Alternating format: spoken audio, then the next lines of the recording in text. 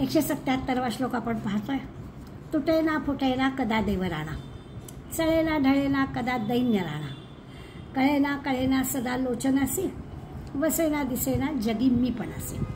3 गोष्टी महत्त्वाच्या इथे सांगितल्या की जो खरा देव आहे, आपण आधीच्या श्लोकामध्ये मोठा देव कोण ते पाहत होतो, त्याला जोडूनच आहे की हा जो खरा देव आहे, हा खरा देव कधी चळणार ढळणार फुटणार तुटणार नाही. आणि तो सदा लोचन असेल, साध्या आपल्या डोळ्यांनी तो आपल्याला कळणार पण नाही.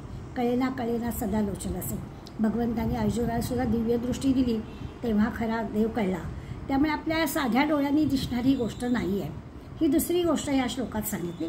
आणि तिसरं, वसेना दिसेना जगी मीपणासी, की जोपर्यंत मीपणा आहे तोपर्यंत हा देव दिसणार नाही. म्हणजे 177व्या श्लोकामध्ये आपल्याला 3 गोष्टींचा विचार करायचा आहे. एक लक्षात घ्यायचं की समर्थांनी ज्या वेळेला मनाचे श्लोक लिहिले त्यावेळेला आपल्यावरती यवनांचं राज्य होतं, आक्रमण त्यांनी केलेलं होतं. आणि आक्रमक जे मुसलमान होते ते मूर्तीभंजक होते. जो पठाण किंवा जो मुसलमान सरदार मूर्तीभंजन करत असे, मूर्ती फोडत असे, आपल्या हिंदू देवतांच्या मंदिरं फोडत असे, आणि अशी मठ मंदिरं उद्ध्वस्त करणाऱ्याला बक्षिसं दिली जात होती. आणि त्यामुळे जे मूर्तीला खरा देव मानतात असे जे सामान्य मंडळी आहेत, आम्ही जसं घरातल्या देवाला, आपल्या मंदिरातल्या देवांना, त्या मूर्तीला देव म्हणून आपण तिची पूजा वगैरे करतो आहे, त्या मूर्तींच्या भंजनामुळे देवाच्या अस्तित्वाबद्दल, देवाच्या सामर्थ्याबद्दल सामान्य लोकांच्या मनामध्ये शंका, संदेह निर्माण झाला की आमचा देव स्वतःच पण संरक्षण करू शकत नाही. मूर्ती फोडायला मूर्तीभंजक येतात आणि आमच्या देवाचं संरक्षण आम्ही करू शकत नाही, म्हणजे देवाचं सामर्थ्य कुठे गेलं, अशा प्रकारचं सामान्य माणसं विचार करत होती. अशा वेळेला समर्थ आपल्याला हा खरा जो देव आहे तो तुटणार फुटणार नाही असं सांगताय. त्यामुळे पार्श्वभूमी लक्षात घेतली की आपल्याला श्लोकाचा अर्थ चटकन समजेल. मग खरा देव कुठला, तर ज्याला आत्मा म्हणतो, ज्याला परब्रह्म म्हणतो, हा खरा देव आहे. आणि तो कधीच तुटत फुटत नाही, तो चढत ढळत नाही. खरा जो देव आहे आणि पुन्हा तो असा दैन्यवाणा नाही, प्रचंड त्याच्याजवळ सामर्थ्य आहे. आपल्याला जी मूर्तीभंजन करत असल्यामुळे आपल्या देवाच्या सामर्थ्याबद्दल मनात शंका यायला लागली, त्याचं पण उत्तर समर्थांनी या श्लोकात दिलं की भगवंत प्रचंड सामर्थ्यशाली, खरा जो देव आहे तो प्रचंड सामर्थ्यशाली आहे. तो चढणार फुटणार तुटणार भंगणार नाही. आणि आपल्या चर्मचक्षुनी आपल्याला तो दिसणार नाही. आपण डोळ्यांनी दृश्य जग जसं पाहतो आहोत तसं ज्ञान आपल्याला या साध्या डोळ्यांनी ह्या खऱ्या देवाचं होणार नाही. आणि म्हणून तर भगवंतानी मगाशी मी म्हटलं तसं की अर्जुनासारख्याला सुद्धा दिव्य दृष्टी दिली तेव्हा त्यांना खरा देव कळला.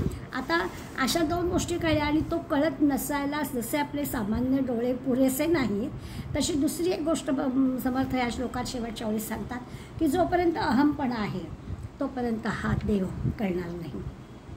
आता म्हणजे काय, याचा जर विचार केला तर आपल्याला लक्षात येईल की हा जो मुख्य देव, ज्याला देव राणा असं समर्थांनी आधी म्हटलं आहे, आणि असं म्हटलं की तो तुटत फुटत नाही वगैरे, लढत नाही, तर आणि अहंकार असणारा मीपणा ज्याच्याजवळ आहे त्याला त्याच्या अस्तित्वाचा, त्याच्या असण्याचा अनुभव घेता येते. आता म्हणजे काय होईल, मग आपल्याला जर देवाचा या खऱ्या देवाचा अनुभव घ्यायचा असेल तर आपल्याला दिव्य दृष्टी मागायला हवी आणि ती भगवंताने आपल्याला द्यायला हवी. मग ती दिव्य दृष्टी आपल्याला मिळाली तर आपल्याला खरा देव कळेल. वास्तविक देव अशी गोष्ट आहे की हा एक अनुभव आहे, ती काही दिसणारी गोष्ट नाही आहे. आपल्याला अनुभव मिळाला की आपल्याला कळेल. म्हणजे ज्याला चैतन्य म्हणतो, सद्वस्तू म्हणतो, आत्मज्ञान म्हणतो, या सगळ्या गोष्टींमध्ये खरा देव आहे. आणि देव म्हणजे काही तसं पाहायला गेलं तर तांब्याची, पितळाची, चांदीची, मातीची मूर्ती म्हणजे पंचभूतात्मक जडवस्तू ज्याला म्हणतो, अशी काही जडवस्तू म्हणजे देव नाही आहे. आपण ती प्रतिकात्मक पूजा म्हणून करतो. हिंदू धर्म हा मूर्तीपूजक आहे, आपण मूर्तींची पूजा करतो. निर्गुण निराकार देव कळेपर्यंत सगुण साकार देवाची पूजा आपण करतो. त्यामुळे दृश्यवस्तूंचे जे सगळे गुणधर्म आहेत ते आपण या खऱ्या देवाला खरं मानायचं काही कारण नाही आहे. म्हणजे दृश्यवस्तूच्या पंचभूतात्मक वस्तूंचं चळणं ढळणं फुटणं तुटणं आहे, भंग पावणं आहे, त्या गोष्टी आपण या खऱ्या देवाला मानण्याचं की कारण नाही. बऱ्याचदा आपल्याला असा प्रश्न निर्माण होतो की आपण गणेशाची मूर्ती आणतो आणि ती मूर्ती जर आपण घरी आणल्यानंतर त्या मूर्तीला काही जर तुटणं फुटणं झालं तर आपल्या मनाला लागतं, कारण आपण त्याच्यात देवत्व आणलेलं असतं किंवा देव पाहिलेलं असतं म्हणून. पण लक्षात असं घ्यायचं की शेवटी ती पंचभूतात्मक मूर्ती आहे, जड वस्तू आहे. त्या वस्तू म्हणून पाहिलं तर तिला तुटणं फुटणं आलंच ना. तर तसा या खऱ्या देवाला तुटणं फुटणं नाही आहे. ही जी कल्पना आहे ही मनाशी लक्षात घ्यायची. खरा देव जो आहे तो हा अंतरात्मा आहे. खरा जो देव आहे तो आपल्या दृष्टीनं दिसणारा नाही आहे, दाखवता येणार नाही आहे. आपण त्याला चढणं फुटणं तुटणं नाही आहे, कशाचंच काही त्याला काही कमी नाहीच आहे असा त्याचा अर्थ. पूर्ण जो पूर्ण आहे त्याला कसला आला आहे बरं, तो आहेच आहे. म्हणून मग त्याच्याबद्दलचा विचार करायचा आहे. याचा अर्थ आपल्याला असा एका शब्दात म्हणता येईल की खरा देव म्हणजे फक्त त्याचं अस्तित्व आहे. तो दाखवता येणार नाही, पण त्याचं अस्तित्व आपल्याला कळेल, समजू शकेल. आणि ते जे समजणं आहे ते अवयवांच्या मार्फत समजायची आवश्यकता नाही. तर आपल्याला त्याची ती जी काही आहे ती दिव्यदृष्टी आहे ते समजणं, त्याचं आकलन होणं, त्याची जाणीव होणं, त्याचं अस्तित्व असणं, ते अस्तित्व आपल्याला कळणं. हो, या जगात देव आहे असं आपल्याला वाटणं, या जगात देव आहे म्हणून आपण चांगलं आचरण करतो आहोत असं कदाचित असणं. या सगळ्या गोष्टी ज्या आपण व्यवहारात बोलतो की देव पाहतोय, तर देव पाहतोय म्हणजे काय आहे, तर ती जाणीव मला झाली पाहिजे की मी गैर वागणार नाही, कारण काहीतरी देव नावाचं एक सामर्थ्यशाली अस्तित्व माझ्याभोवती आहे आणि ते माझ्या कर्माकडे, ते माझ्या कृतीकडे पाहत आहे. अशा अर्थाने आपण देव ह्या संकल्पनेचा विचार या श्लोकामध्ये करणार. आपल्याला असं आहे की आपल्या ज्या सगळ्या वस्तू किंवा व्यक्ती यांचे जे अनुभव असतात ना, ते आपले सगळे जे ते इंद्रियांच्या कक्षेत आहेत. आपल्याला कानाने ऐकायला पाहिजे, डोळ्याने दिसायला पाहिजे, आपल्याला सगळं अवयवांच्या मार्फत आपल्याला कळत, तर आपल्याला ते समजतं. तेच आपल्याला फक्त ठाऊक असतं. आणि म्हणून मग देवाला सुद्धा आपल्याला असं वाटतं की पाहता आलं पाहिजे. ते पाहता नाही आलं, डोळ्याला दिसलं नाही तर कसं चालणार. म्हणून मग डोळ्याला दिसण्यासाठी ती मूर्तीपूजा आली की छान वाटतं आपल्याला. सोमवारी शंकराच्या मंदिरात जावं, शंकराची पिंडी छानपैकी स्नान वगैरे पंचामृतांनी स्नान करून चैल अशी सजवलेली असावी, पांढऱ्या शुभ्र फुलांनी कमळाची माळ घातलेली असावी, सतत अखंड तिच्यावरती अभिषेक असावा, असं सगळं आपल्या डोळ्यासमोर दिसावं. मंगळवारी देवीच्या देवळात जावं, देवीच्या देवळात असं सगळं छान देवी अगदी सजवलेली, अलंकार धारण केलेली अशी आपल्याला दिसावी. हे जे दिसणं आहे ना, याच्यावर आपला स्वाभाविकच अधिक विश्वास असतो. पण आपल्याला आज भगवान समर्थ सांगणार आहेत की या सगळ्या ज्या गोष्टी आहेत याच्यापेक्षा एक बडा मोठा जो देव आहे, देवराणा, हे देवराणाला आपल्याला ओळखायचं आहे. आणि त्याच्यासाठी उपाय हा की माझ्यातला जो मीपणा आहे, अहमपणा आहे, तो गेला पाहिजे.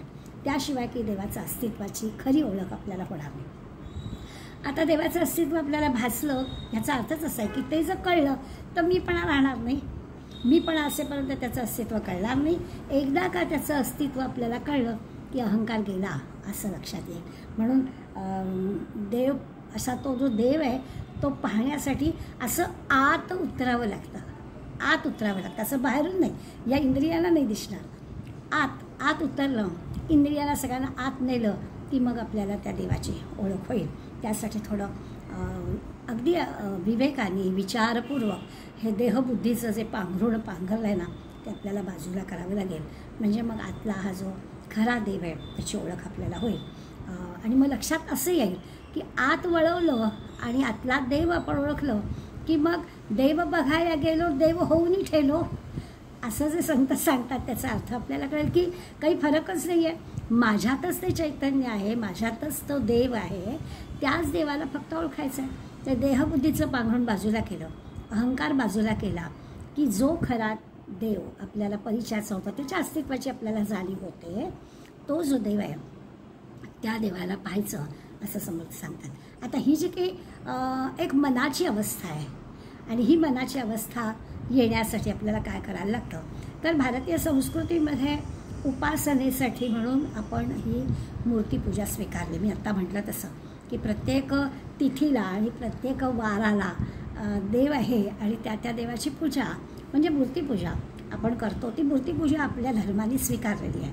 ध्यानधारणा, प्रार्थना, पूजा, भजन, कुठल्याही मार्गाने उपासनेचे अनेक मार्ग आहेत. या सगळ्या मार्गांवर, सगळ्या पातळींवर भगवंताची आराधना करण्यासाठी मूर्तीपूजा सोयीची गोष्ट आहे आणि म्हणून ती आपण स्वीकारलेली आहे. उपयोगी पण आहे. त्यातूनच आपल्याला त्या खऱ्या देवाची ओळख पटायला मनात म्हणजे त्याचा उपयोग होतो आपल्याला. त्यामुळे निश्चितच त्या उपयोगाची शंकाच नाही आहे. आता आपण थोडी तुलना अशी पण करू शकतो की ज्या समाजानं मूर्तीपूजा स्वीकारलेली नाही तो समाज अगदी बुद्धिमत्ता आहे, वैभव आहे, सगळ्या गोष्टी त्यांच्याजवळ आहेत, तरीही अस्वस्थ असतो असं आपल्याला आढळतं. त्यामुळे भारतीयांनी आपण मूर्तीपूजक आहोत हा अभिमान बाळगण्यासारखा आहे की आपल्या दृष्टीनं ही फार मोठी चांगली गोष्ट आहे की आपण मूर्तीपूजक आहोत. सगुण साकार भगवंताच्या माध्यमातूनच आपण ह्या निर्गुण निराकार न दिसणाऱ्या पण असणाऱ्या अस्तित्व असणाऱ्या भगवंताची ओळख करून घेऊ शकतो असं समर्थ आपल्याला सांगतात. अगदी म्हणजे समर्थांच्या काळात तर आपण आता यवनांचं उदाहरण घेतलंच की ते मूर्तिभंजक होते. त्यामुळे नकळत काय झालं की सामान्य माणसाला ह्या आपल्या सामर्थ्यवान भगवंताबद्दल एक शंका मनामध्ये निर्माण झाली. पुढे ब्रिटिशांच्या काळात सुद्धा असं झालं की ब्रिटिशांच्या प्रभावामुळे इंग्रजी माध्यमात इंग्रजी शिक्षण घेतलेला असा जो कोणी बुद्धिमान मंडळींचा वर्ग होता त्यांच्या मनामध्ये सुद्धा इंग्रजी संस्कार ब्रिटिश संस्कारांमुळे मनामध्ये विकल्प यायला लागला.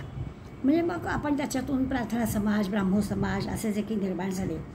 शेकडो वर्ष पारतंत्र्य आणि पारतंत्र्यामुळे सगळा जो समाज आहे तो तसा अगतिक झालेला होता आणि त्यामुळे मूर्तीपूजेतलं जे खरं तत्त्व कोणी फारसं लक्षातच घेत नाही. का मूर्तीपूजा करायची याच्याबद्दलचा विचार केला गेला नाही आणि जे कोणी मूर्तीपूजक करणारे होते त्यांची श्रद्धा कशी गबाळी आहे असं त्यांना दाखवलं गेलं आणि त्यामुळे आपल्या मंदिरांना अवकळा प्राप्त झाले. अशा गोष्टी पण आपल्याला ब्रिटिशांच्या ह्याच्यामुळे दिसल्या. धार्मिक कर्मकांड जी आहेत ती कर्मकांड काही वेळा चालू राहिली काही ठिकाणी. समर्थांनी त्याही कर्मकांडावर झोड उठवली होती. ती चुकीची जी कर्मकांड आहे जसं आपण नेहमी उदाहरण घेतो की ताप आलाय मुलाला, तो ताप बरा व्हायला हवा असेल तो कोंबडं कापायचं भैरोबाला जाऊन, अशा प्रकारच्या गोष्टी पूर्वी चालू होत्या. तर त्या कर्मकांडावरून काढल्याच्या गोष्टींवरती तो जो एक दांभिकपणा सांप्रदायिक दांभिकपणा आलेला होता त्याच्यापुढे सुद्धा म्हणजे एकीकडे विद्वान माणसांचा हा विचार होता, पारंपरिक किंवा अशी कर्मकांडारी माणसं अशी होती असं ह्या सगळा समाज एका अर्थाने आपल्याला त्या ब्रिटिशांच्या राजवटीमध्ये बुद्धिभेद झाल्यासारखा झाला होता की त्यातलं खरं जे काही कारण आहे त्या कारणाने समाजाला पटवून देणं हे त्या काळात फारसे किंवा संत सांगत होते पण ते समाजाला पटवता येत नव्हतं.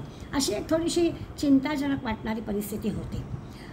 धर्माचं किंवा भक्तीचं किंवा उपासनेचं जे खरं स्वरूप आहे ते स्वरूप लोकांना समजावून सांगणं, त्यांच्या निदर्शनास आणणं याच्यासाठी संतांची जी काही तळमळ चाललेली होती. खरं तर मूर्तीपूजेचं जे महत्त्व आहे किंवा त्याची जी उदात्तता आहे ती लोकांचा लक्षात आणून देणं आवश्यक होतं. त्याच्यासाठी प्रयत्न चालले होते ते पुरेसे नव्हते म्हणून हा सगळा प्रकार घडत होता. मूर्तीपूजा करणाऱ्यानं मूर्ती म्हणजे देव नाही पण मूर्तीत देव पाहायचं आहे हे जे काही आहे समजून घ्यायला पाहिजे. मूर्ती म्हणजे देव नाही आहे पण आपल्याला जो देव पाहायचा आहे तो या मूर्तीमध्ये पाहता येईल. नेहमी आपण गोंधळकर महाराजांनी दिलेलं उत्तर आपण नेहमी सांगतो की सगळीकडे देव आहे असं आपल्याला सांगितलं जातं. God is everywhere. अगदी बरोबर आहे पण तरीसुद्धा मंदिरामध्ये त्याचं अस्तित्व कसं असतं.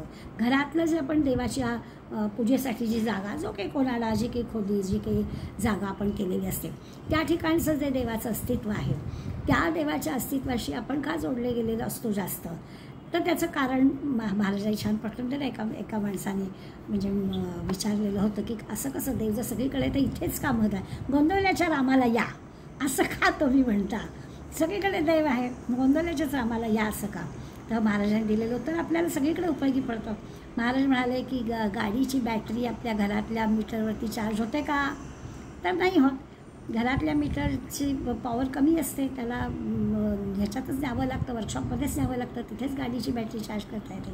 तसंच आहे की सगळीकडे देव आहे पण जो चार्जिंग पॉईंट आहे तो मात्र आपल्या घरातला जो काही देवांचं जागा असेल त्या ठिकाणी असतं. तिथे जाऊन नमस्कार करून आपण कामाला सुरुवात करायची, बाहेर जाताना नमस्कार करायचा, आल्यावर नमस्कार करायचा. अशा प्रकारची एक त्याचं आणि आपलं हे जे काही नातं आहे ते नातं त्या मूर्तीपूजेच्या माध्यमातून आपण जोडायचं म्हणजे ती मनाला देवाचं जे सामर्थ्य आहे ते आपल्याला कळावं असा त्याचा सगळ्याचा अर्थ असतो. हे सगळं संत मंडळी पटवून देण्याचा प्रयत्न करत होते पण असं घडलं की निरनिराळ्या म्हणजे यवनांच्या काळ किंवा ब्रिटिशांच्या काळामध्ये जो काही समाजावर परिणाम झाला त्याच्यामुळे असं घडलं. लक्षात असं घ्यायचं की मूर्ती म्हणजे देव नाही, पण मूर्तीमध्ये देव आहे असा विचार केला तर हा मूर्तीपूजा हा उपासनेचा एक उत्तम प्रकार आहे. आणि साधकाची जी प्रगती व्हायला हवी या मार्गामध्ये, ती प्रगती या मार्गाने निश्चितपणे लवकर होते.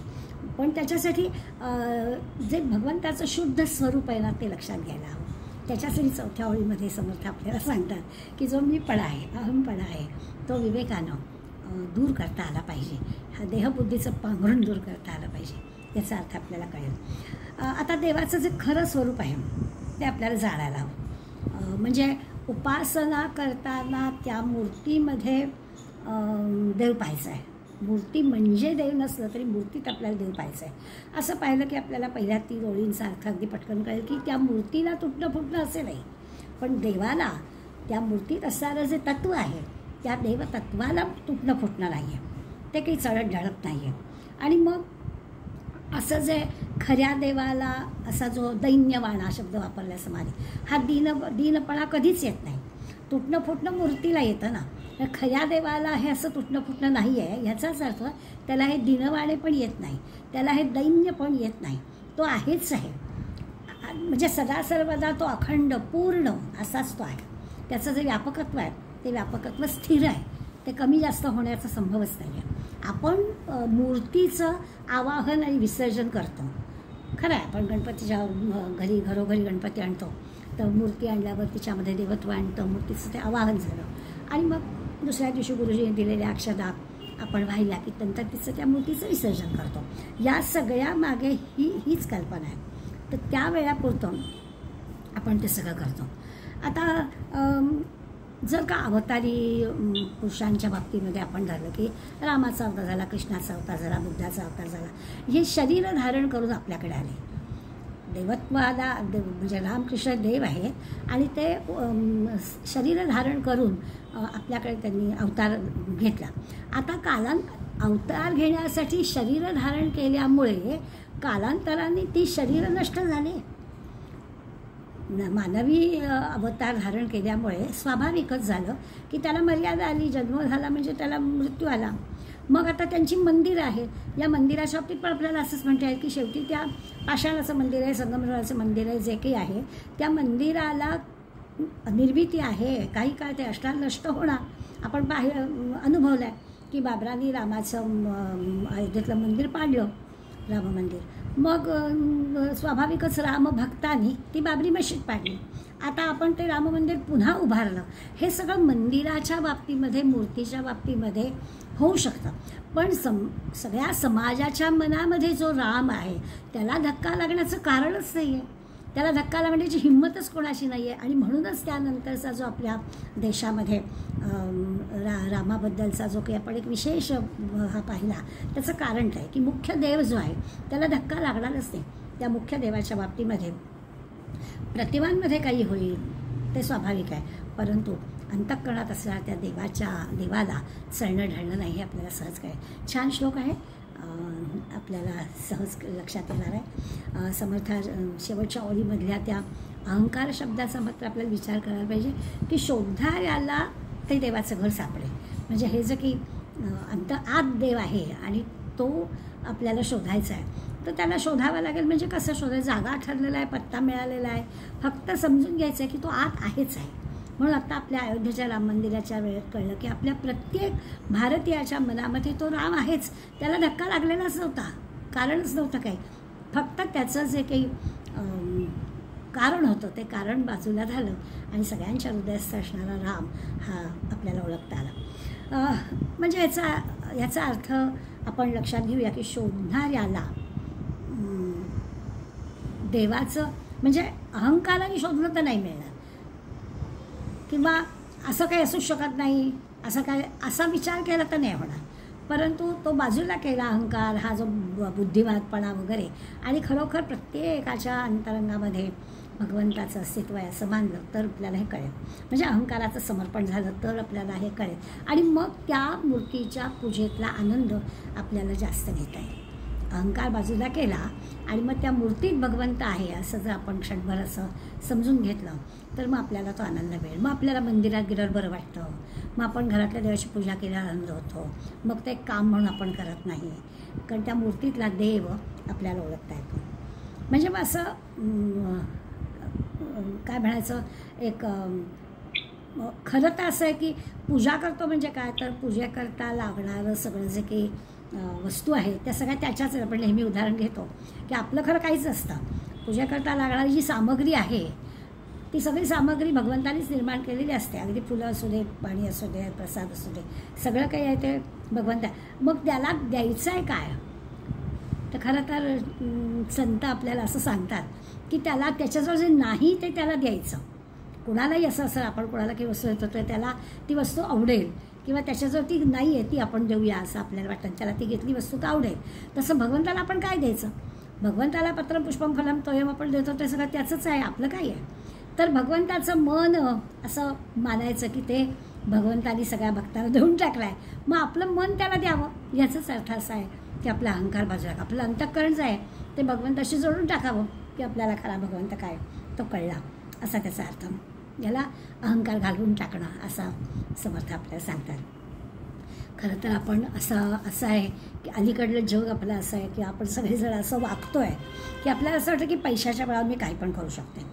एक पैसा हातात असला, संपत्ती असली की मग सगळं. पण विचार करायला लागलं की असं कळतं की अरे हे सगळं जे काही त्याचंच आहे, फक्त जो की अहंपणा आहे, सगळा जो मीपणा आहे तेवढाच फक्त माझ्याजवळ आहे. मग जे माझ्याजवळ आहे ते मी देऊन टाकायचं की आपलं काम झालं. असासाठी त्यांनी म्हटलं की शरण जाणं, सरेंडर होणं, असं ज्याला म्हणतो ते म्हणजे काय आहे, तर ते भगवंताला ओळखणं आहे. ते म्हणजे आपल्याला दिव्यदृष्टी देणं आहे. ते म्हणजे आपल्याला चर्मचक्षू नाही पण तो देव ओळखता आलेला आहे, तो आपल्या आतमध्येच आहे. ही खरी मूर्तीपूजा आहे.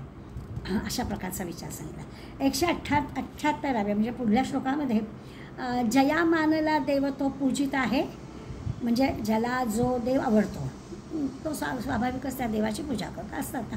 कोणी रामभक्त, कोणी कृष्णभक्त, किंवा उपासनेच्या सुद्धा आपण कोणी समर्थ भक्त, कोणी गोंदवलेकर महाराजांचे भक्त, आपण सगळेजण गजानन महाराजांचे भक्त, असं जे काही आहे. तर जया मानला म्हणजे आवडला.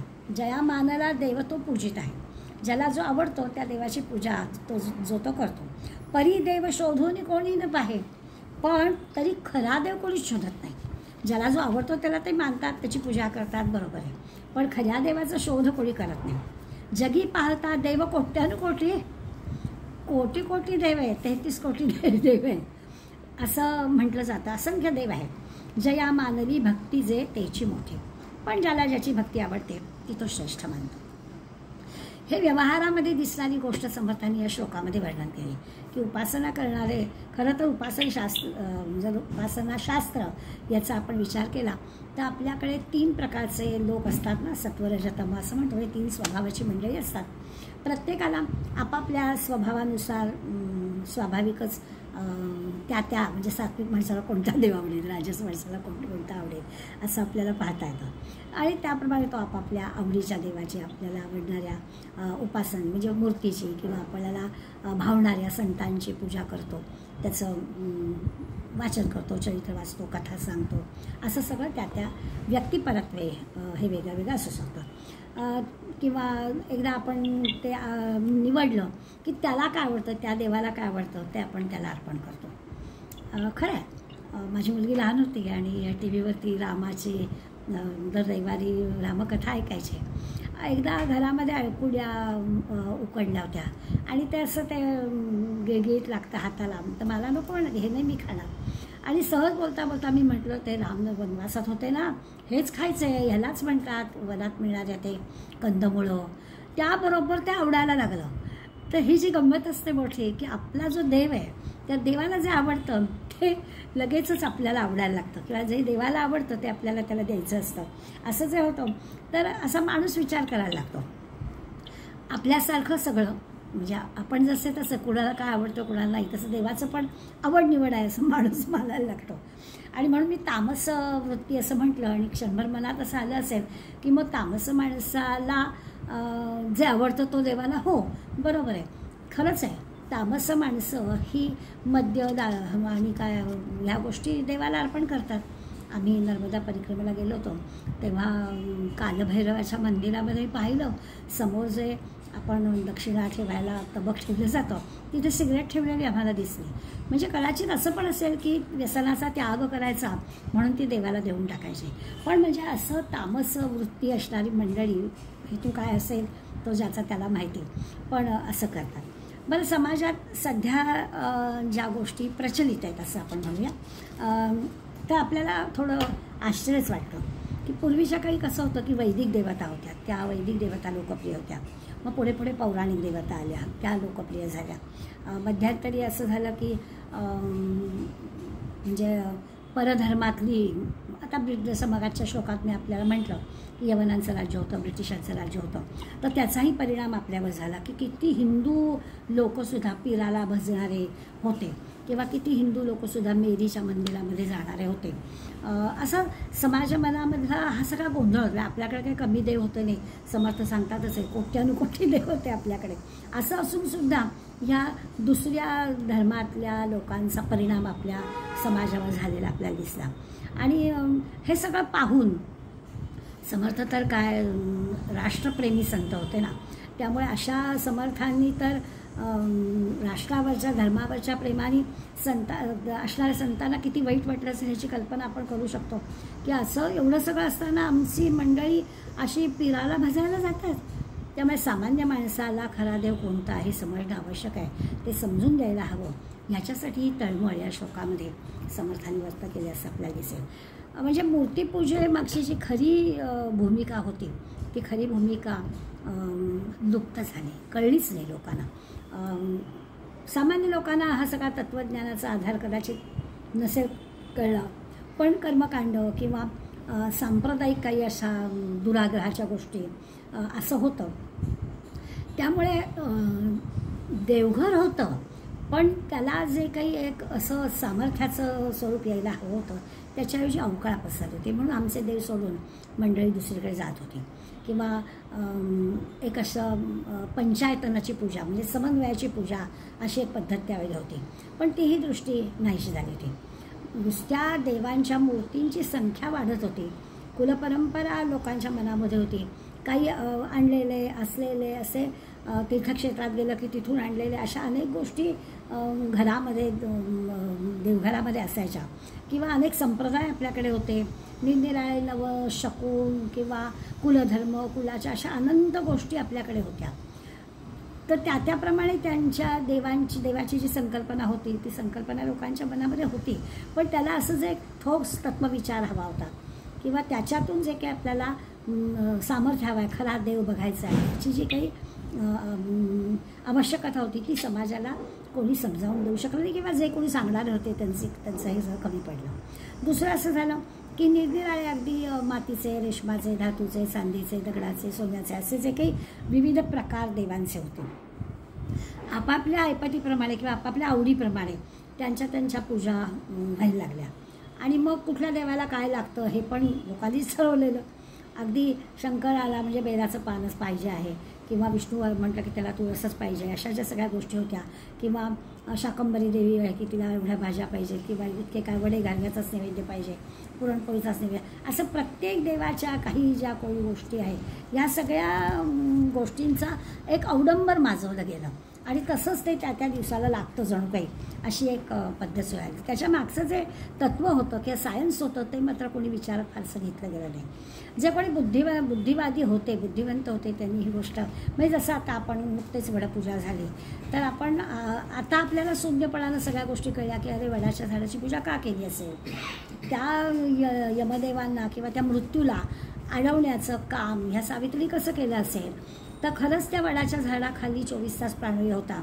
म्हणजे एका अर्थाने आपण असंच म्हणूया की त्याला ऑक्सिजनचा सिलेंडर जणू काही तिने पुरवला, असं आता आधुनिक भाषेमध्ये बोलायचं झालं तर आपल्याला कळेल. तर या अशा ज्या गोष्टी होत्या तर त्या देवाच्या नावाखाली ही जी काही तत्त्वविचार होते किंवा त्याचं जे काही विज्ञान होतं ते विज्ञान सांगितलं गेलं नाही. का तुळशीचा वापर का, बेलाचा वापर का, आत्ता म्हटलं तसं वडाच्या झाडाचीच पूजा का, अशा गोष्टी किंवा नागाची पूजा का. प्रत्येक आपल्या सणांच्या मागे काहीतरी सायन्स आहे. प्राणायाम शिकायचा तर आणि नागपंचमीचा उत्सव ह्याचे काय नेमकं हे आहे ते आपल्याला कोणती सांगणारं असलं पाहिजे. तो अभ्यास जसा झाला आता आपण पाहतच आहोत की 21 जून संबंध जगाने आपला हा योग दिन म्हणून घेतला. त्यामुळे आता आपल्याला खरा देव सहजपणानं लोकांना समजावून सांगता येतं. पण समर्थांनी 350 वर्षापूर्वी जेव्हा हा विचार लोकांपुढे मांडला तेव्हा त्यांना किती जड गेला असेल याची कल्पना आपल्याला येईल. त्यामुळे जो काही अपप्रचार होता त्याचं जे प्रमाण खूप वाढलं होतं. त्यामुळे मग खरा भाविक माणूस जो होता त्याला बिचारायला खरा देव कळला नाही असं म्हणायला हवं. एक दासगणू महाराजांचं पद आहे. दासगणू महाराजांचं पद सांगण्याचा उद्देश असा की गजानन महाराजांचे गजानन विजय हे पण त्यांनी लिहिलेलं आहे. तर आपल्याला दासगणू महाराजांची जरा अधिक भक्ती आहे. तर दासगणू महाराज त्याला ठाकूरला गेले ते आणि तिथे कृष्णाच्या मंदिरामध्ये दर काही 2-4 तासांनी पडदा बाजूला हे केला जायचा आणि मूर्तीचं दर्शन मिळायचं नाही अशी पद्धत होती. आणि उत्तर मिळायचं की नाही मूर्तीच्या भोगासाठी म्हणून गाभाऱ्याचं दार बंद आहे. आणि मग काही वेळाने परत दरवाजा उघडायचा, परत लोक दर्शनाला जायचे. आणि मग ठाकूरनाथाला दासगणू महाराजांनी विचारलं, म्हणजे कवन केलं. दासगणू महाराज मला छान गंमतशीर कवन आहे म्हणून आपल्याला आवडेल. 8 प्रहरी तुझे दार उघडे अवघे 1.5 प्रहर. खरं तर साधारणपणानं 3 तासाच्या एकाला 1 प्रहर म्हणतात. 8 प्रहराचं हे असं सगळं 24 तास देव आपल्याला केव्हाही आपल्याला उपलब्ध पाहिजे ना. पण पाहावं तर 1.5 प्रहर तुझं दार उघडं असतं. त्याही देवा 1.5 प्रहरी तुझे भोग नाना परी. बरं, जे काही दरवाजा उघडा त्याच्यात तुलाच किती वेळा त्या भोगासाठी आम्हाला दर्शनापासून दूर ठेवलं जातं. तेच भोग होता होता वेळ संपतो तत्वता. तुझ्या भोगांमध्ये सगळं जातं. आम्हाला तुझ्याकडे दर्शनाला यावं तर आम्हाला तो भेटतच आहे. भक्त वेड्या म्हणजे बोडाणारी तुम्हा आणिले जे पुरुषोत्तमा ते न शिरा पुरी खाया आणिले पतिता ताराया. तुमचा जो अवतार झाला आहे ना भगवंता, तो इथे कशासाठी झाला आहे तुम्ही विसरलात का काय? इथे त्या शिरापुरी खायला भोगायला नाही तुम्हाला इथे बोलावलेलं. पतितांना पावन करायला बोलवलं आहे, पतितांना तारायला बोलवलं आहे. दासगणू महाराज असं बोलू शकणार. त्यावेळी त्यांनी म्हटलं की तुम्ही कशासाठी अवतार घेऊन आलात? तुम्ही लोकांना तारायला आलायत ना. काय वैकुंठात याची उणीव होती तुझ्याला? चांगले वैकुंठात होतात, तिथे काय भोग नव्हते का? सगळ्या प्रकारची सुखसाधनं तिथे होती. म्हणून देवा या डाकोरी अवघे लक्ष भोगावरी. सारखं सारखं आपलं भोगावरतीच आहे तुमचं लक्ष. गणू म्हणे वरच्यावरी लावू नका दारे हरी. सारखे सारखे दरवाजे लावून घेऊ नका. भक्त मंडळींना तुम्हाला भेटायला यायचं आहे, दरवाजे कसे उघडे ठेवा. असं फार सुंदर कवन दासगणू महाराजांनी भगवंताचं दर्शन मिळत नाही या संबंधी केलं. या असल्या उपचारांमध्ये आता असं असतं की समर्पण ही अशी भावना नसते. म्हणजे स्वाभाविकच आहे हे सगळ्याचं करायचं. आता त्याच्या मागे ना परंपरा असते. जसं आपण पालीला गणेश मंदिरामध्ये बल्लाळेश्वरच्या मंदिरात पाहतो की खरोखरच दुपारचं नैवेद्य दाखवला की आता गणेशाचं नैवेद्य दाखवायला तर तो जेवणार आहे. आता खरं तर आपल्याला माहिती आहे की मूर्ती आहे आणि तो मूर्तीतला गणेश काय जेवणार. पण तरीसुद्धा ती जी एक परंपरा आहे, ती जी एक प्रथा आहे, तर त्यावेळेला कोणीही बघायचं नाही. आणि मग कधीतरी कोणीतरी असं म्हटलं आहे की कोणीतरी बघितलं तर त्याचे डोळे गेले. आता झालं त्याचा जो काय, आता कोण असं काही नजेल करायचं आहे काय? आपली भावना आहे की भगवंताला तो नैवेद्य दाखवला आहे आणि भगवंत आता जेवणार आहे. आणि मग खरे जे भक्त आहेत ते असं म्हणतात, पण हो खरंच देव जेवला म्हणजे काय दिसतो हो आपल्याला. थोडंसं वरण भाताचं बाजूला झालेलं, थोडंसं भाजीची एक फोड बाजूला झाली, जणू काही भगवंतानी खरंच ते स्वीकारलं आहे. अशा प्रकारच्या काही भावना व्यक्त केल्या जातात. हे सगळं तसं पाहायला गेलं ना तर ह्या सगळ्या उपचारांच्या बाबतीमध्ये दासगणू महाराजांनी म्हटलं आहे तसं आहे. पण या भावना आहेत शेवटी. त्यामुळे याच्यामध्ये फार आतमध्ये न शिरता आपण असा विचार करायचा की भक्ताच्या मनातला हा भाव आहे. काही असू दे, मंदिर आहे, त्या मंदिरामध्ये मूर्ती आहे, त्या मूर्तीची पूजा आहे, त्याला बघितलं की बरं वाटतं. यासाठी ह्या सगळ्या गोष्टी आहेतच. कबीरांचा पण जसं दासगणू महाराजांचा आपण आत्ता कवन पाहिलं तसं एक कबीराचं पण हे आहे. कबीर तर असं म्हणतात की काय माहिती आहे का की आम्ही काय करतो म्हणजे भक्तगणं काय करतात, आम्हाला जे काही हवं असतं ना ते आम्ही देवाच्या नावाने खपवतो थोड्या वेगळ्या पद्धतीनं. आणि मग कबीर म्हणतात शेर सव्वा शेर मूंग पपडिया देवी को चढवायला. तो जो पुजारी असतो ना मंदिरातला, तो पुजारी भक्तांना सांगतो असं असं सगळं आला, म्हणजे खरं ते त्याला हवं असतं पण तो देवाच्या नावावर सांगतो. आणि देवी बापुडी खावे न पिये, तो देव बिचारा काही खात पीत नाहीच, त्याला किती तुम्ही चढवा भोग, तो काही नाही, आपण भोग लगावू. आणि तो त्या माणसाला की त्या पुजाऱ्याला किंवा तिथला जो देवाचा जो कोणी आहे मालक मंदिराचा, त्याला ते सगळं मिळावं अशासाठी असतं. आता असं जर असेल तर तो खरा देव कुठं कळणार, आसक्ती ज्याची सुटली नाही, त्या देवाच्या नावावर आपलं पोट भरायला पाहिजे, आपल्याला सगळ्या गोष्टी मिळायला पाहिजेत, असं जो कोणी करत असेल तर त्याला काय करणार आपण, असं होईल. त्या ह्याच्यातून आपण आपल्या लक्षात येईल की अशा काही गोष्टी विपरीत समाजामध्ये घडल्या गेल्या. हे सगळे जे काही गोष्टी चालतात म्हणजे देवाच्या नावाखाली. आमच्या लहानपणी पण मला अगदी आठवत आहे की अंगात येणारी बाई सांगायची, म्हणजे आमच्याकडे चर्चा मोठ्या बायकांच्या राहायची, ती अशी ऐकलेली आहे की पायातल्या तोरड्या द्या. आता देवीच्या पायामधल्या तोरड्या त्या किती अशा, देवीची मूर्ती ती केवढी, त्या मूर्तीचं त्या पायामध्ये तोरडी ती किती, ते इतकीच पाहिजे, ती काही माझ्या मापाच्या पायाची असायची आवश्यकता नाही, पण असं दिलं जातं, म्हणजे नाव देवीचं आणि मिळणार मात्र त्यांना. हे अशा प्रकारच्या काही गोष्टी चुकीच्या म्हणजे ह्या होत होत्या. तर असं आपल्या ज्या आवडीनिवडी आहेत त्या जे आपण देवावर लागतो, विवेकानंद स्वामी पण म्हणाले होते, माणूस जसा जसा विकसित होतो ना तसं ईश्वर कल्पनाही विकसित झाली पाहिजे. आपण जे बुद्धी वाढते माणसाची तशी ह्या संबंधात स्वतःने विचार केला पाहिजे, विवेक केला पाहिजे, पण तसं होत नाही. अगदी सत्वरजतमाचं सुरुवात करताना आपण पाहिलं तर त्या भैरोबाकडे जाणारी ही तमोगुणी म्हणजे मंडळी असतात आणि त्याच प्रकारचं की तिथे जाऊन कोंबडं कापणं वगैरे अशा गोष्टी करतात, किंवा जे काही असे काय म्हणायचं रजोगुणी मंडळी जी असतात की त्यांनी काय करायचं तर त्याला असे आपल्याला ज्या आवडणाऱ्या गोष्टी आहेत ना त्याच देवाला द्यायच्या, अशा गोष्टी आहेत. आणि सत्वगुणी जी आहेत म्हणून आपण त्यांचा विचार केला की त्यांची उपासनेची पद्धत नामस्मरण, ध्यानधारणा, काही चरित्र वाचन करणं, देवाच्या काही म्हणजे चिंतन मनन करणं, ह्या सगळ्या ज्या गोष्टी आहेत ना सत्वगुणी माणसं आवडतात. त्याला खरा देव काय आहे हे विवेकानं विचारानं कळलेलं असतं. मग आजच्या श्लोकात जसं आपण म्हटलं की आत वळलेला आहे, तो आत वळलं की खऱ्या देवाचा शोध लागतो. आणि मग ह्या सगळ्या गोष्टी करायच्या, पण त्याच्या खूप मागे लागायचं काही कारण नसतं असं त्याचा अर्थ आपल्याला कळेल. कर्मकांड वगैरे काही होणार नाही. अरविंद आश्रम किंवा रामकृष्ण आश्रम किंवा चिन्मय मिशन यांच्या आश्रमामध्ये खूप अशी उच्च विद्याविभूषित मंडळी आहेत. तिथे ज्या वैयक्तिक उपासना किंवा अशा प्रवचनाच्या चिंतनाच्या गोष्टी होतात याच्यावर जास्त भर दिला जातो असं आपल्याला दिसेल. याचा अर्थ असा आहे की माणूस स्वतःच्या स्वभावाप्रमाणे ह्या उपासना पद्धती निवडतो आणि त्याप्रमाणे हे वागतो. मग सात्विक उपासक जे आहेत, विचार करणारे आहेत, त्यांनी ह्या बाकीच्यांना समजावून दिलं पाहिजे. आपल्या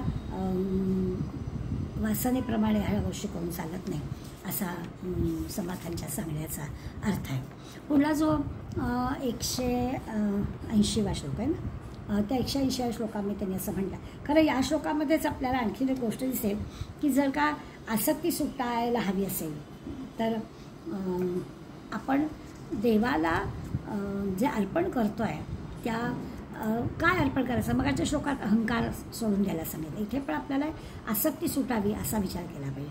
अमुक एक गोष्ट मला हवी आहे असं नाही, देवाला का द्यायचं तर त्या वस्तूवरची माझी आसक्ती सुटली पाहिजे, त्यासाठी आपल्याला विचार करायला हवा.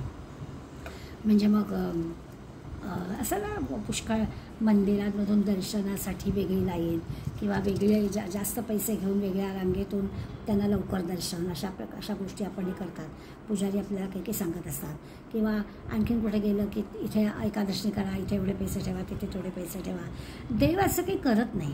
त्यामुळे आपल्याला स्वाभाविकच तुम्हा मंडळींचं पण असंच होतं की याला असं मागितलं ना की आपल्याला द्यावंसं वाटत नाही. देतो ना, देवाला द्यावं असं मनात नसतं अशातला भाग नाही, पण योग्य ठिकाणी योग्य पद्धतीनं जर गेलं तर बरं वाटतं. हे असं इथे अमुक करा तिथे तमुक करा असं सांगितलं की आपल्या सगळ्यांना नाही आवडत. पुजाऱ्याची पुंजी वाढवण्यासाठी काही मागणी झाली की मग आपल्याला आवडत नाही. त्यांना रितसर जो काही पगार आहे तो मिळणार असतो, त्यांनी अशा प्रकारच्या गोष्टी मागू नयेत हा त्याच्या मागचा अर्थ. आता हे सगळं आपल्याला समजत असलं तरी सुद्धा म्हणावी तशी सुधारणा आपल्या समाजात दिसत नाही. म्हणजे आत्ता म्हटलं तसं की काय आसक्ती सुटली पाहिजे किंवा मगाच्या श्लोकात अहंकार सुटला पाहिजे. हा जो काही स्वार्थ, अहंकार आहे किंवा निरनिराळे सगळ्याचे अवडंबर ज्याला म्हणतो अशी अवडंबरं जी आहेत त्यामुळे समाज सुधारत नाही असं आपल्याला दिसतं. आणि म्हणून काही जे समाजातले बुद्धिवादी आहेत ते आपल्या या सगळ्या गोष्टींना मूर्तीपूजेला किंवा या अशा सगळ्या गोष्टींपासून जे दूर राहतात त्याच्या मागचं कारण आहे. हे जर अवडंबर कमी झालं, सगळं अगदी शुद्ध स्वच्छ निर्मळ असं जर सगळी रचना मठमंदिरांची झाली तर मग ते योग्य पद्धत ठरेल. आणखीन गोष्ट अशी आहे की काही वेळेला ह्या पूजेच्या मागे म्हणजे जे भक्त मंडळी अशा प्रकारचं सगळं करतात याच्या मागे एक घाबरटपणा पण असतो, भित्रेपणा पण असतो की असं नाही झालं म्हणून माझ्यावर हे संकट आलं, मी हे नाही केलं म्हणून असं झालं, अशा प्रकारची काही वेळा त्यांच्या मनात भावना असते. आणि म्हणून मग काही वेळा काही प्रतिकूल परिस्थिती आली की मग माणसाला काय जाऊ दे ना, मी एवढ्या गोष्टी केल्या मग हे पण मी करून बघतो, अशा पद्धतीने सुद्धा चुकीच्या गोष्टी किंवा असं अवडंबर केलं जातं असं दिसेल. म्हणून खरा देव, मूर्ती म्हणजे देव नाही तर मूर्तीत देव हे आपल्याला कळलं पाहिजे. भक्ती मार्गाला चांगलं वळण लागायला हवं असेल तर ह्या सगळ्या मंडळींच्या मनातलं हे भय आपल्याला दूर करता आलं पाहिजे, ही समर्थांची इच्छा होती. म्हणजे खऱ्या अर्थाने आपल्याला कळेल की वैयक्तिक आपल्याला देव ओळखायचं झालं तर मगाच्या श्लोकातला अहंकार दूर करून झालं. आता आपण ज्या मठमंदिरातला किंवा ह्या सगळ्या रीतिरिवाज या सगळ्या गोष्टींचा विचार ह्या श्लोकामध्ये करतो आहे तर तिथे आपल्याला कळेल की आपल्याला हे असं भय वाटता कामा नये, आसक्ती आपल्याला कुठली वाटता कामा नये, आपल्याला एक आधार वाटावा यापुरता भगवंत, आणि तो खात्रीपूर्वक आधार वाटावा, भीतीनं तो आधार वाटण्याची काही आवश्यकता नाही. आणखीन थोडा विचार केला तर हा परमात्मा भाव जो आहे, खरा परमात्मा जो आहे त्याच्याबद्दलचा आपल्या अंतःकरणातला जो भाव आहे हा जर जाणला नाही तर काही वेळा अज्ञानानं काही आपण करतो आणि मग त्यांनी काही मोठा पुण्यसंचय होणार आहे अशी जी काही भावना असते तर ते तसं घडत नाही. त्याच्यातला पुण्यसंचय वगैरे हा सगळा जो विचार असतो त्यांनी काही घडत नाही. काही आपल्या आता कावळा बसायला फांदी बुडाला असं होईल की असं काहीतरी करावं आणि आपली काहीतरी इच्छा पूर्ण व्हावी आणि मग आपण म्हणावं.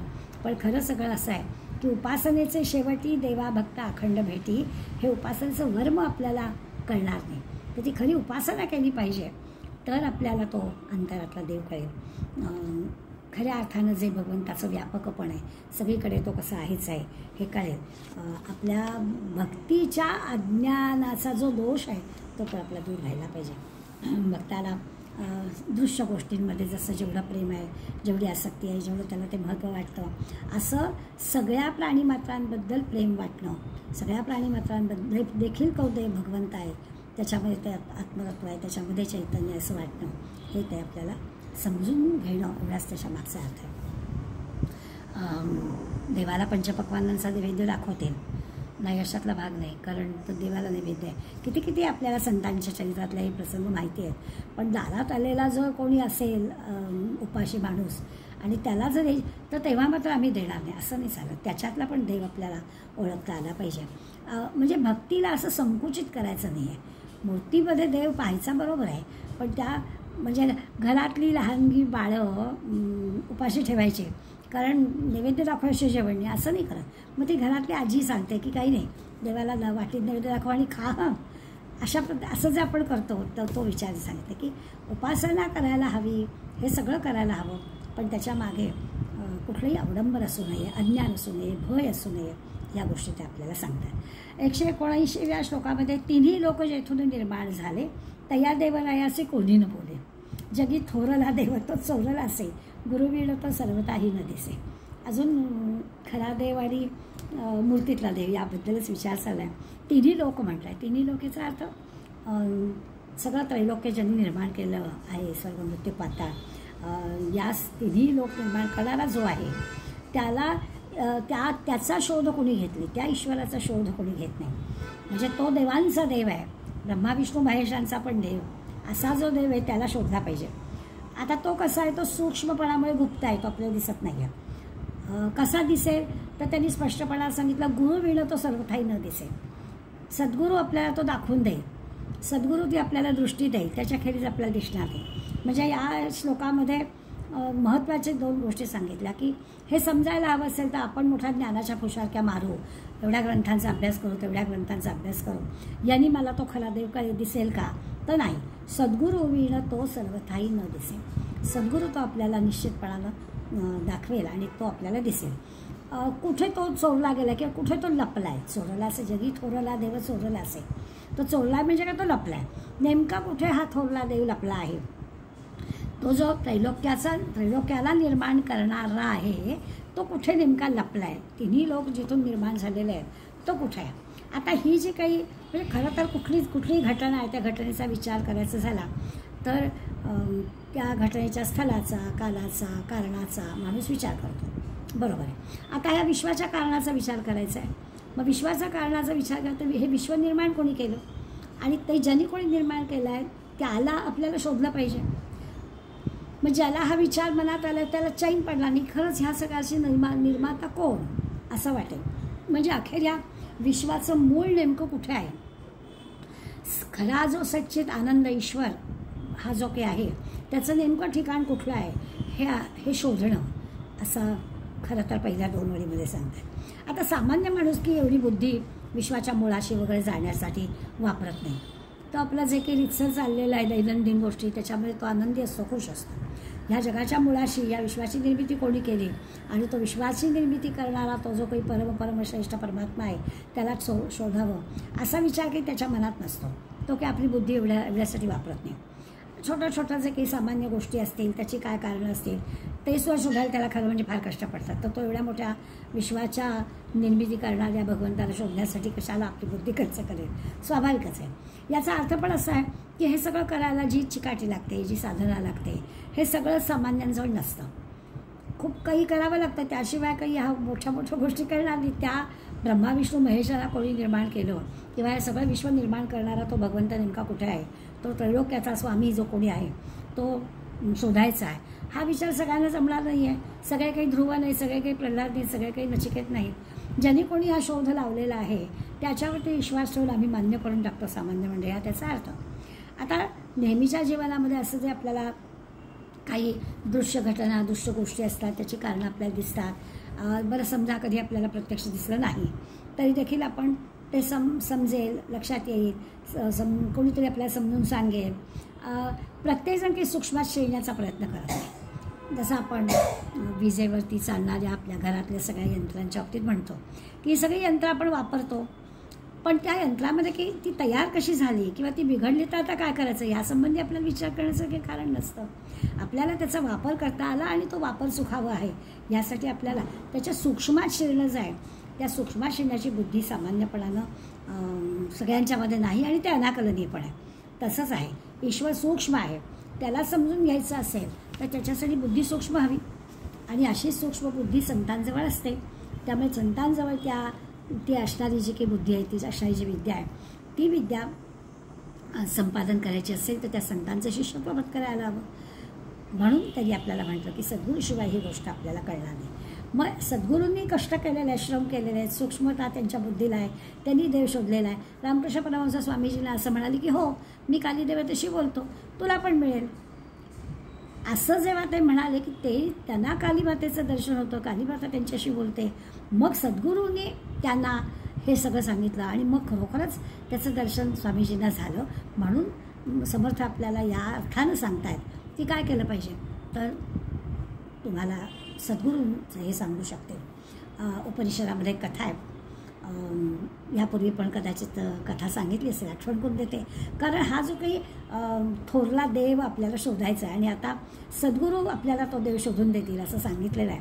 पुढल्या 180व्या श्लोकापासून हा थोरला देव भेटायला आपल्याला जे काही करायला हवं आहे म्हणजे सद्गुरू सांगणार आहे, पण सद्गुरू कुणाला म्हणायचं, कोण सांगू शकेल यासंबंधीची आपल्याला पुढे 180व्या श्लोकापासून हे घ्यायचीच आहे.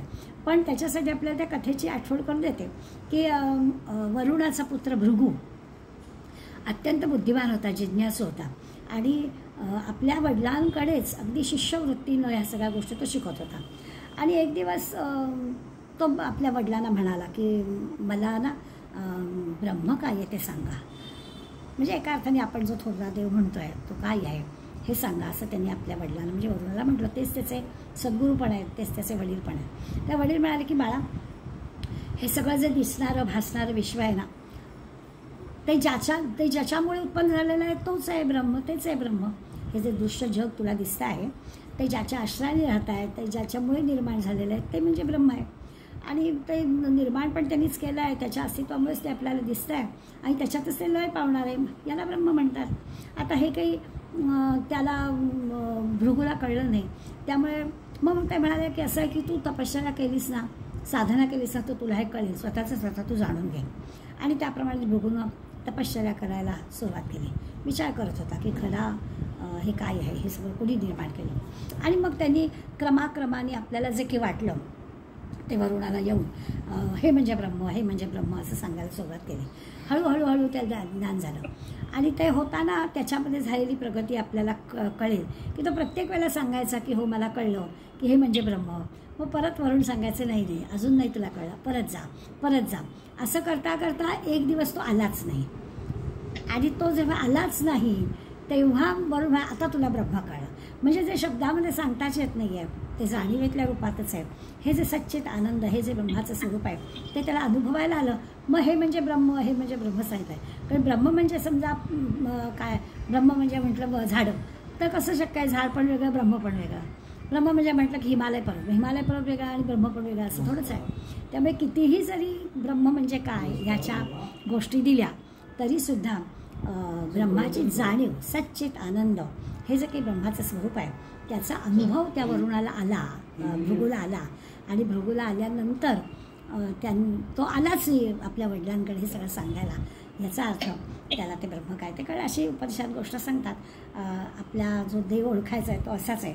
आता हे जे देवाचं स्वरूप आहे ते देवाचं स्वरूप सामान्यांना कळत नाही, म्हणून कोणीतरी सांगणारा संत सद्गुरू आपल्याला लागतो. हे कळावं अशी ही फारशी सामान्य मंडळींची काही इच्छा असते असं नाही बरं का. सामान्य माणूस म्हणतो की आम्हाला आनंद त्याच्यात मिळतो आहे. लोकांना जो देव हवा असतो ना, अगदी आपण असं मान्य करणार नाही कदाचित, परंतु आपल्याला जो देव हवा असतो तो आपलं कुटुंब, आपली सगळं छान असावं.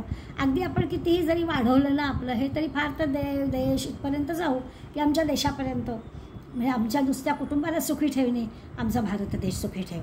समजा भारताबाहेर आमची मंडळी आहेत तर त्याही सगळ्यांना सुखी ठेव. याच प्रमाणे आपण हे करू. थोडक्यात काय तर आपल्याला खरा देव ओळखणं, हे सामान्य मंडळी असा विचार करणारे आहेत. आपला जो काही आपण ठरवलं आहे नवसाला पावणं म्हणतो ना, तसा नवसाला पावणारा देव, संकटातून तारणारा देव असला की आपल्याला पुरतं. म्हणून समर्थ आपल्याला सांगतात की जगी थोरला देवच चोरल असे, तो मुळीनाचा लपवूनच ठेवला आहे. तो थोरला देव अज्ञातच आहे, तो कोणाला म्हणजे गुप्तपणे ठेवलं आहे. तो काही फारसा कोणाला हवा याच्यातलं की भागले.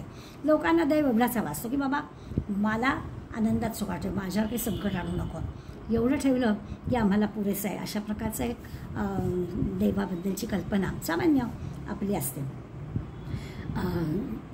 माणसाच्या म्हणजे आपण खरं तर तिला कोटीबुद्धीच म्हणायला हवं. खरा देव पेरवणारच नाही. माणसाचं जे काही सामान्य पद्धतीनं जे आचरण असतं की आपलं बरं आणि ठीकच आहे सगळं, दुसऱ्याचं काही का होईना, अशा वृत्तीची मंडळी असतात, म्हणून त्यांची कोटीबुद्धी असं म्हटलं. तर अशांना खरा जो देव आहे तो काही फार पेरवणारा नाही. असा एवढा भव्यतेचा जो की साक्षात्कार व्हायला धैर्य असावं लागतं. आपण गीतेचं उदाहरण घेतलं तर आपल्याला कळेल. अर्जुनाला हे सगळं पटवून देताना अर्जुनालाच का त्याच्यातच सगळं कारण आलं की त्यालाच फक्त हे पेरवणारं होतं, बाकीच्यांना नव्हतं. त्या सामान्यपणानं ही एवढी भगवंताची जी संकल्पना आहे, ही जी काही भव्यता आहे ती सगळी काही आपल्याला पेरवणारी नाही आहे. म्हणजे आपल्याजवळ तेवढं धैर्य नाही आहे. त्याला जे काही संयम लागतो, त्याला जे काही वैराग्य लागतं ते सगळं सामान्यांजवळ नाही. बरं त्याच्यासाठी की असं आज झालं की लगेच आपल्याला मिळणार नाही, तर दीर्घकाळ उपासना करावी लागते. त्यामुळे आपल्याला आपल्यापुरता जो देव आहे तो पुरेसा असतो. आणि मग त्याचं आपलं जे काही अर्थ आपण लावलेला असतो तो असा असतो की माझं आचरण चांगलं असलं की झालं. माझा जो देव आहे तो माझ्यावर केव्हा खुश होणार, तर मी चांगलं वागलं पाहिजे. आणि मग देवाला माझं सांगणं असतं की मी तर काही वाईट वागले नाही आहे, मी तर कोणाचं वाईट चिंतिलेलं नाही आहे, मग देवा माझ्यावर असं का, अशा प्रकारचाच भाव सामान्यपणानं सगळ्यांच्या मनात असतो. आणि मग देव कसा, तर देवाची आपली रोज पूजा करावी, सोमवारी शंकराला जावं, मंगळवारी देवीला जावं, एकादशीला गीता म्हणावी, आरती करावी, सकाळ संध्याकाळ देवांशी दिवा लावावी, ठराविक वेळ दिवशी काय नारळ देवाला ठेवावा किंवा काय जे काही आपला रूढी परंपरा असेल, जमेल तसा नैवेद्य दाखवावा, कधी शिरा करावा, कधी खडीच काहीच नसतं तर खडी साखर ठेवावी. अशा प्रकारचा एक पूजेमागची आपली संकल्पना असते. आणि ह्या एवढ्या सगळ्यांनी भाळणारा देव आमचा आहे अशी पण आम्हाला एक प्रकारची खात्री असतं.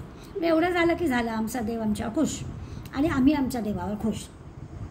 हे सगळं जे की आहे म्हणजे बदल्यात करणं, हे देवाला दिलं की देव आम्हाला हे देणार, देतो काय आणि घेतो काय हा वेगळा भाग. पण असं सगळं अशा प्रकारची एक देवाबद्दलची आमची कल्पना आणि मग तो देव चांगला आहे असं आम्हाला वाटतं. पण समर्थांना हे मान्य नाही. समर्थ खरा देव, थोरला देव असे शब्द वापरतात. आणि तो खरा देव, थोरला देव चोरलेला आहे असं पण म्हणतात, म्हणजे लपलेला आहे, गुप्त आहे, अज्ञात आहे असं म्हणतात. आणि तो जो काही अज्ञात राहतो तो आपल्याला सद्गुरूच फक्त देऊ शकतो असं म्हटलं आहे. आपण पाहिलं की तिन्ही लोक म्हणजे स्वर्ग मृत्यू पाहता हे तिन्ही लोक ज्याच्या सत्तेवर चालतात असा थोरला देव आहे ना. म्हणजे थोडक्यात प्रत्येक गोष्टीची उत्पत्ती, स्थिती आणि लय ज्याच्यामुळे घडतं आहे तो थोरला देव म्हणजे अंतरात्मा हा खरा थोरला देव आहे. त्याचा अनुभव येण्यासाठी, त्याची खरी ओळख होण्यासाठी सद्गुरूंना शरण जावं लागतं. सद्गुरू साधकाला कर्मकांड सांगत नाही. असं केलं, आता आपण भृगू आणि वरुणाच्या कथेत पाहिलं, असं केलं असं तुला खरा देव मिळणार आहे असं सांगितलं नाही. एवढ्या एवढ्या गोष्टी तू केल्या असं तुला तुझं तू ओळख, तुझं तू जाणून घे असं सांगितलं. त्यावेळी कर्मकांड करायला सांगत नाही, कशाची आळवणूक करत नाहीत, कुठल्या वासना तृप्त करण्यासाठी काही देवता मार्ग सांगत नाहीत. सद्गुरू आपल्याला फक्त निर्वासन, इच्छाच होणार नाही अशा प्रकारचं निर्वासन आपल्याला करतात आणि त्या खऱ्या देवाला ओळखण्याची जी काही जाणीव आपल्याला व्हायला पाहिजे ती जाणीव करून देतात. आता हे जे काही सद्गुरू आहेत हे कसे ओळखावेत? मार्ग तर आपल्याला कळला की सद्गुरून आपल्याला देव ओळखता येईल असं सांगितलं. मग आता प्रश्न निर्माण झाला, मग सद्गुरू कुठून शोधायचे? तर आपल्याला 180व्या श्लोकापासून हे सद्गुरू कुणाला म्हणायचं हे आपल्याला समर्थ सांगणार आहे. ते आपण पुढल्या वेळेला पाहूया. आज थांबूया. धन्यवाद.